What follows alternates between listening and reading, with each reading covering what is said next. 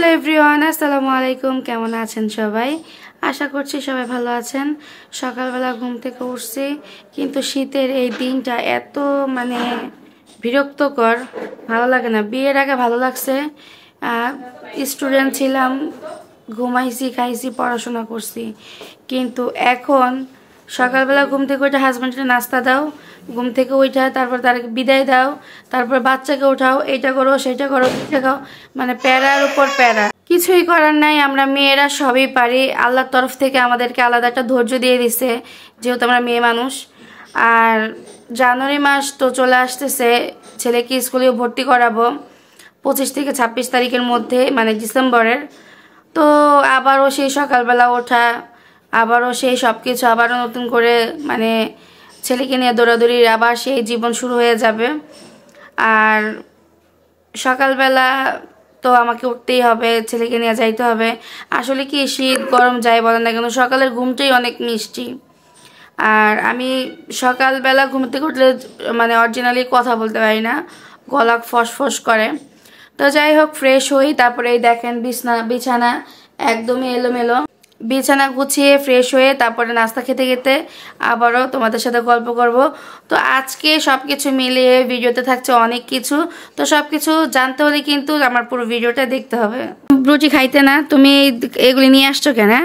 মুখে রুচি শুধু এই রুটি বাটার বনি খোঁজে। ছোটকালে অনেক খাইছি, এই অভ্যাস এখনো কাটেনি। বোনকে বলছি নাস্তা খাবো, বোন দোকান উঠাই নিয়ে আসছে। গাইজ, এমন বোন 10টা না 101টা ঘরে ঘরে জন্ম হোক, যে কিনা আমার মন বুঝে।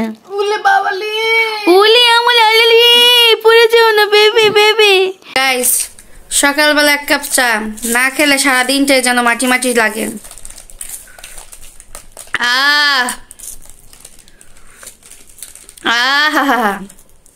আর এই চাটা কিন্তু আমি বানাইনি, আমার ছোট বোন আমাকে বানাই দিচ্ছে। প্রতিদিনের যে রুলস, সেই রুলস সে দায়িত্ব পালন করছে। এই যে চা দেখেন, চায়ে কতটা সর পড়ছে। এক কথাই বলতে হবে, এত স্বাদকে সেই স্বাদ আমার বোনের রাতের চা। আহা, এখানে কিন্তু সুন্দরীও চা খাচ্ছে। সুন্দরী একটু হাসি দেও, উলি আল্লারি। গাইস, সকালবেলা নাস্তা খেয়ে চলে আসছি বেগুন গাছ থেকে বেগুন কাটার জন্য। এই তো দেখতেই পাচ্ছেন বেগুন গাছগুলো। আর এই গাছের মালিক হচ্ছে আমার ছোট বোনের হাজবেন্ড, কিন্তু তার নাই কোনো যত্ন, নাই কোনো কিছু, কিন্তু গাছের মালিক সাজে সব সময়।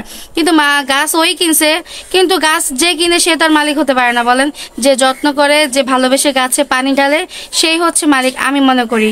তো যাই হোক, আজকে তোমাদেরকে সাথে নিয়েই আমি আজকে বেগুনগুলো কাটবো। বেগুনগুলো আজ কাটি, কাল কাটি, করতে করতে কাটার হয় না। সবাই বাসায় আসে আর সবাই একবার করে আমাকে বলে যে গাছ থেকে বেগুন কেন কাটি না।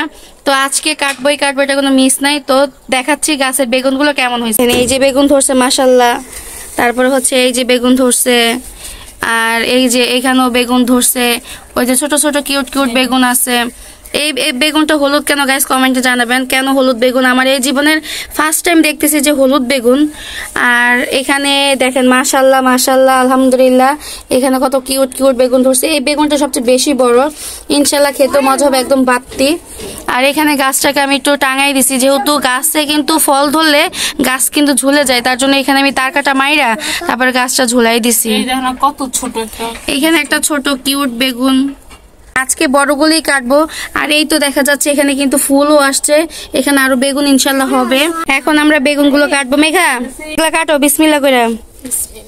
এখানে না, আর একটু উপর থেকে দাঁড়াও। রহমানির রহিম। এই তো বেগুনটা কাটা হয়ে গেছে মাশাল্লাহ, অনেক সুন্দর।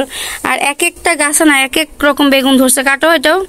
হ্যাঁ, এটাও কাটো। এটার জাতি হচ্ছে গোল, কিন্তু এটা বেশি বাড়বে না। আর এখানে ছোট বড় কিছু পাতা আর কি এখানে ইয়া করতে হবে, আগাছা পরিষ্কার করে দিতে হবে। এখন আমরা বড়টা কাটবো। এগুলো ধরো তো এইভাবে। ধরো আব্বু, এটা যদি হাত দিয়ে ছিঁড়তে পারো ছিঁড়ে ফেলো। মাশাল্লাহ, পেট ভরে নাস্তা খাও।